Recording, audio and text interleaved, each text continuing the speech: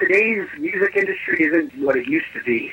It's no longer where you can go and get a record deal, they throw you $1 million, and you're in the studio with the record label. What we are is a one-stop shop where, as if you're an artist, you come by, you get the same quality that the major recording studios have. We do anything from production to engineering to graphic arts to promotion to management. What our company is it fills a void that the major labels left with the dawn of iTunes and everything else. There's not really hard copies being distributed so much out there lately.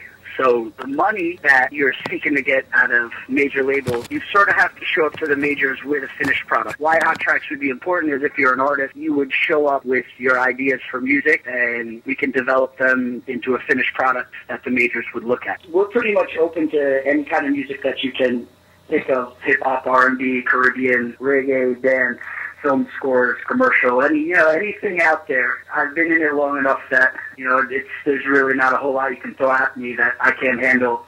There's really not a whole lot that you can throw at Michael Swinger that he can't handle promotion for. The Caribbean artists, I actually enjoy working with them the most because they're more of a roots-based artist. They're there for their art, for their music. Most of them aren't there just to get a paycheck. So they're willing to do what they have to do to get their message across, to get their music out there. Most of the Caribbean artists that I've worked with, they're open to doing hip-hop remixes, dance remixes. Caribbean is more of, a cross-genre right now. And, from what I see, they just have a lot more soul and a lot more heart than most people have when they go into the music industry. A lot of people are in there for a paycheck, thinking they're going to get rich quick. Most of the Caribbean artists are more on the grind. They want to do what they have to do to get themselves out there. Artist management now isn't just about, let me get you a record deal and let me get you a show someplace.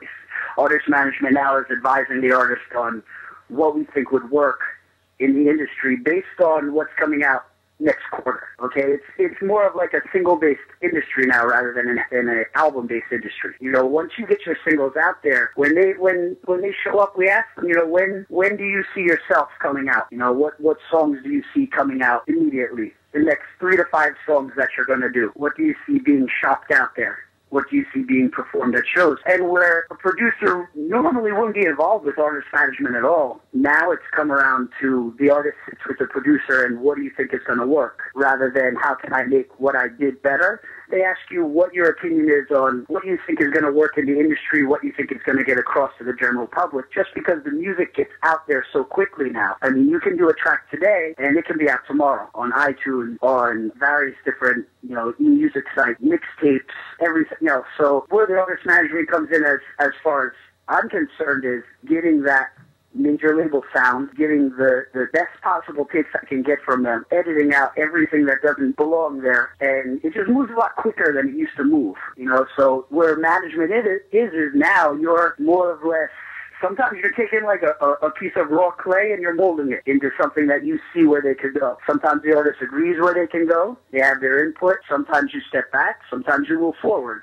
So as far as artist management is concerned, it's producers and engineers hold a big part in managing your career now because it's where your music is going to go tomorrow, not next year. I'm more than happy to be part of a Caribbean music conference because I really have that's what I grew up on. I grew up on reggae, I grew up on Caribbean music, on soca, and anything you can think of. That's the kind of music that I really like to make. So I'm more than happy, and I have the background just in knowing artists that a lot of people wouldn't know from listening and buying records from when I'm 13 till now, of where I think they should go and the message they're trying to get across there and keeping it more of a pure status that the artist really wants to keep.